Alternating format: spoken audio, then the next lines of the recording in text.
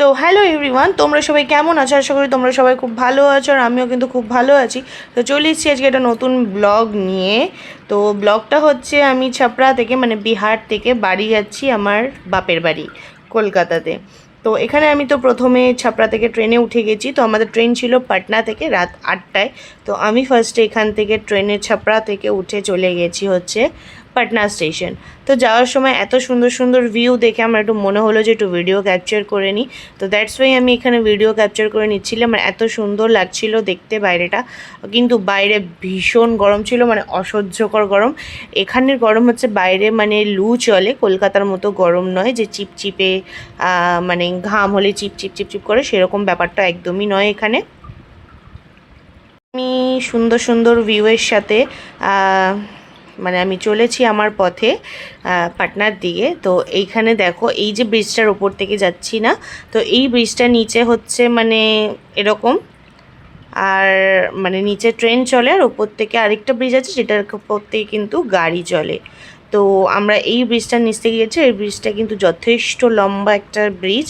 তো পুরোটা নিতে গেলে মানে লগের ম্যাক্সিমামটাই হচ্ছে ব্রিজটা টাইম নিয়ে নেবে। তো যাই হোক, এখানে এই সুন্দর একটা ভিউয়ের সাথে সাথে কিন্তু আমরা এখানে রওনা দিয়েছি।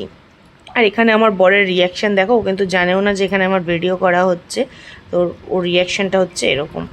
তো এটা বেসিক্যালি ছিল হচ্ছে পাটনায় যে মেরিন ড্রাইভ আছে, সেই মেরিন ড্রাইভের ওখান থেকে এটা ক্রস করছিল।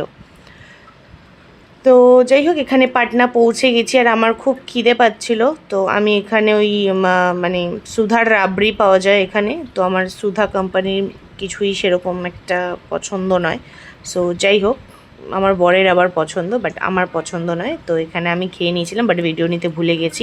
আর তারপর কিন্তু এখানে চলে এসেছিলো আমাদের গেস্ট, মানে আমার হাজব্যান্ডের সাথে কাজ করে একটা দাদা। তো সে চলে এসেছিলো আর তার ওয়াইফ চলে এসেছিলো। তো এখানে ওরাও কিন্তু আমাদের সাথে যাচ্ছিল কলকাতা, বাট মেইনলি কলকাতা থেকে আমাদের প্ল্যান ছিল আমরা দীঘা ঘুরতে যাব। তো ওদেরও নতুন নতুন বিয়ে হয়েছে, তো সেই জন্য কিন্তু ওরাও আমাদের সাথে যাচ্ছিল।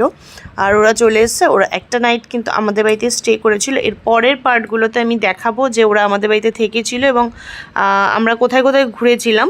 অ্যাকচুয়ালি ঘোরাতেই আমাদের পুরো টাইমটা চলে গেছে, আমরা আর কি বাড়িতে স্টে করতে পারিনি। তো রাত্রিবেলায় জাস্ট স্টে করেছিলাম।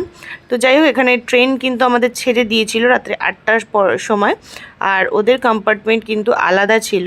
আর আমরা কিন্তু এখানে আমি খাবার বানিয়ে নিয়ে এসেছিলাম, রুটি কেনা ছিল আর আমি চিকেন বানিয়ে নিয়েছিলাম, সেটাই এখানে আমরা খাওয়া দাওয়া করছিলাম। ওরা কিন্তু খাবার কিনে এনেছিল।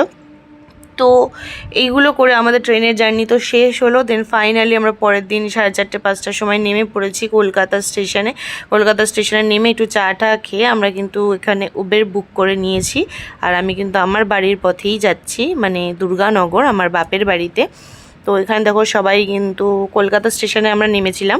তো কলকাতা স্টেশন থেকে আমরা উবের করে নিয়েছিলাম। তো আমার বাড়ি যেতে বেশিক্ষণ লাগে না সেখান থেকে।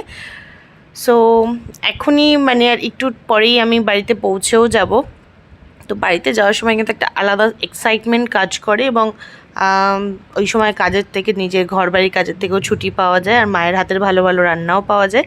কিন্তু এবার আনফর্চুনেটলি সেটা আর হয়নি, কারণ আমরা ওই দিনটা পুরো ঘুরতে গিয়ে কাটিয়ে দিয়েছিলাম, আর নেক্সট ডে আমরা দীঘা বেরিয়ে গেছিলাম। তো ব্লগটা এখানেই এন্ড করছি।